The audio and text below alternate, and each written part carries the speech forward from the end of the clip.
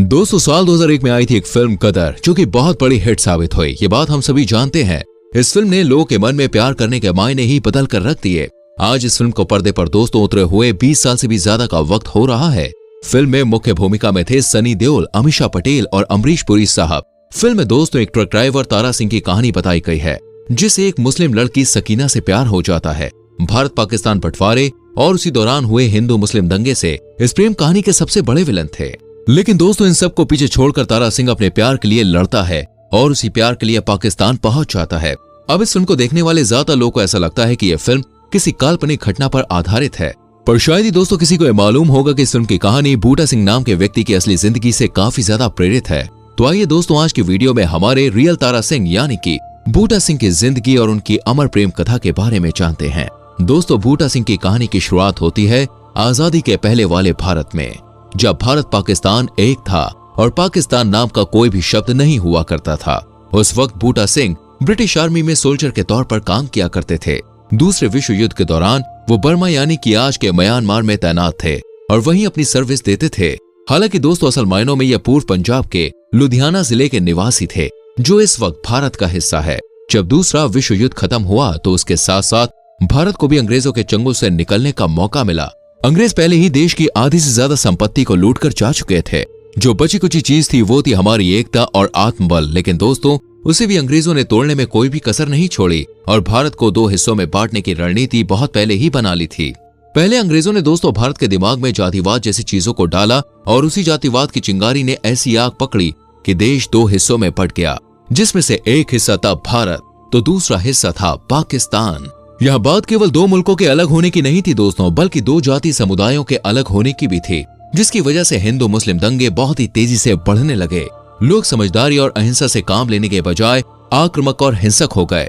पाकिस्तान में रहने वाले गैर मुसलमानों को वहां मारा काटा जा रहा था। पाकिस्तान के इस रवैये के बारे में सुनने के बाद भारत के लोग शांत बैठने वालों में नहीं थे। उन्होंने भी मुसलमानों को अपने देश से निकालने के लिए एड़ी चोटी का बल लगा दिया, जिसकी वजह से हिंदू मुस्लिमों में दंगे हद से भी ज्यादा बढ़ने लगे। ज्यादातर पंजाब वाले एरिया में आतंक फैल रहा था। भारत में भी मुसलमानों की हत्याएं हो रही थी और पाकिस्तान में गैर मुसलमानों को बेमौत मारा जा रहा था। बंटवारे के बाद का मंजर बहुत ही ज्यादा खौफनाक था। रेलवे स्टेशन के चारों तरफ लाशें बिछी हुई थी। कोई दर्द से करहा रहा होता था तो कोई अपनों के बिछड़ जाने का गम मना रहा होता था। कितने लोगों ने दोस्तों बंटवारे में अपना परिवार खोया, इसकी आज भी कोई गिनती नहीं है। उसी समय जैनब नाम की एक मुस्लिम लड़की अपने परिवार से बिछड़ गई थी।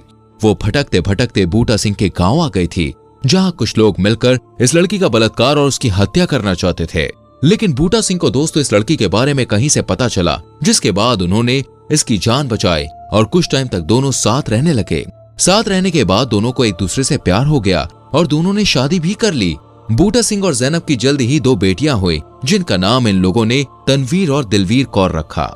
भारत पाकिस्तान के विभाजन के लगभग एक दशक बाद भारत और पाकिस्तानी सरकारों ने विभाजन के समय अपने परिवारों से बिछड़ गई महिलाओं को वापस करने का फैसला किया, जो बॉर्डर के उस पार अपने परिवार से अलग रहती थी और अपनी जिंदगी बिता रही थी। अब ये फैसला कुछ महिलाओं के लिए किसी चमत्कार से कम नहीं था, जिन्हें अपने परिवार से अलग रहकर बहुत सारी मुश्किलें झेलनी पड़ रही थी।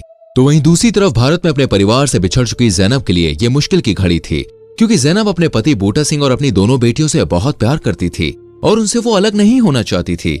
लेकिन फिर भी सरकार ने जैनब को उसकी छोटी बेटी दिलवीर के साथ उठाकर पाकिस्तान पहुंचा दिया। जैनब का परिवार लाहौर के बाहरी इलाके में सीमा के पास नूरपुर नामक एक छोटे से गांव में रह रहा था।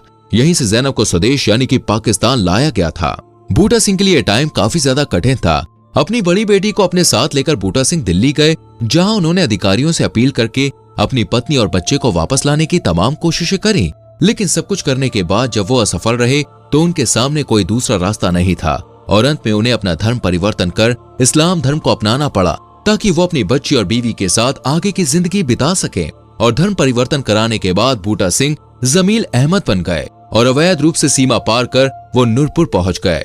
वहां पहुंचने के बाद बूटा सिंह ने अपनी पत्नी और अपनी बच्ची से मिलने की तमाम कोशिशें करी, लेकिन जैनब के परिवार वालों ने उन्हें पकड़ लिया, उनके साथ मारपीट की और अधूरी हालत में राज्य सरकार को सौंप दिया।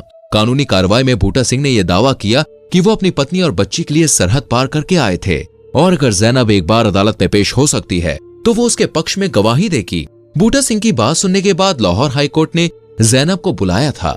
इस पूरे मामले ने लोगों का ध्यान अपनी ओर खींचना शुरू कर दिया था, क्योंकि सब कुछ जैनब के बयान पर ही टिका हुआ था। वो जो कुछ भी कहने वाली थी उसे सुनने के लिए हर कोई बेताब था।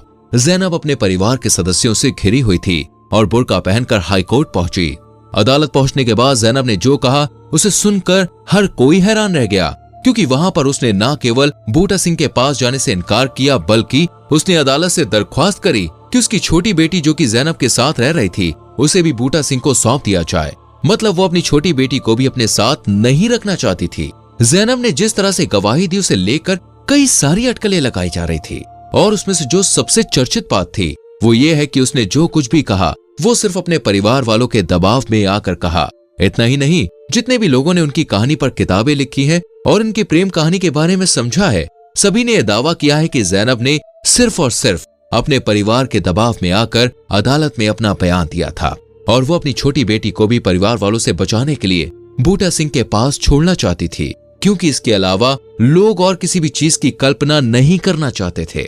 जैनब की इस गवाही ने बूटा सिंह को अंदर तक झकझोर कर रख दिया। वो पूरी तरह से टूट गए थे। जिस पत्नी के लिए बूटा सिंह ने न केवल अपना धर्म परिवर्तन किया, बल्कि अवैध रूप से भी पाकिस्तान आ गए ताकि अपनी पत्नी और दोनों बेटियों के साथ एक अच्छी जिंदगी गुजार सकें, उसी पत्नी ने उन्हें दुत्कार दिया था। ये सारी चीजें बूटा सिंह से सही नहीं गई और उन्होंने ट्रेन के आगे छलांग लगाकर अपनी जान दे दी। दोस्तों, एक प्रेमी का किस्सा यहीं पर खत्म नहीं होता। वाकई में बूटा सिंह अपनी पत्नी से बहुत प्यार करते थे, तभी तो उनकी अंतिम इच्छा यही थी कि उनके शरीर को जैनब के गांव नूरपुर में दफनाया जाए। लेकिन बूटा सिंह की आखिरी इच्छा भी पूरी नहीं हो सकी, क्योंकि ये सब कुछ जैनब के परिवार के आत्मसम्मान के खिलाफ था। उन्होंने इसका पूरा विरोध किया और लड़ाई करने पर फिर से उतारू हो गए। अंत में बूटा सिंह के शव को मियां साहिब में दफनाया गया। लेकिन मौत के बाद बूटा सिंह की प्रेम कहानी और भी ज्यादा चर्चित हो गई और दूर दूर तक फैलती गई। कुछ समय के अंदर ही उनकी कब्र युवा प्रेमियों के लिए तीर्थ बन गई थी और उन्हें शहीद मोहब्बत कहा जाता था। उन्हें पसंद करने वाले अनुयायी उनकी मिट्टी की कब्र को पक्का करना चाहते थे और उसके चारों ओर एक मंदिर भी बनाना चाहते थे। हालांकि कुछ ऐसे भी सिख थे जो इस तरह की किसी भी महिमा मंडन का जोर विरोध करते थे, जो रात में आते थे और उनकी कब्र को नष्ट कर देते थे, क्योंकि दोस्तों से ये सहन नहीं होता था कि एक सिख ने अपने परिवार के लिए धर्म परिवर्तन कर लिया और उसी प्यार के लिए अपनी जान भी दे दी। लेकिन जितनी बार उनका विरोध करने वाले लोग कब्र को तोड़ते थे, उतनी बार बूटा सिंह के समर्थक उनकी कब्र का निर्माण करते थे। इन सब के अलावा दोस्तों, इनकी कहानी पर कई सारी किताबें भी लिखी गईं, जो ये बात चीख चीख कर कहती है कि बूटा सिंह का प्यार अपनी पत्नी के लिए सच में अमर था। बाकी दोस्तों, आपको गदर फिल्म की सच्ची कहानी सुनकर कैसा लगा, हमें कमेंट करके जरूर बताना। वीडियो को लाइक और शेयर करना और आने वाली वीडियोस को देखने के लिए चैनल को सब्सक्राइब करके बेल आइकन प्रेस करें, जिससे आपसे हमारी कभी भी कोई भी वीडियो मिस ना हो। मिलते हैं अगली वीडियो में। अपना ख्याल रखें। Bye bye, take care.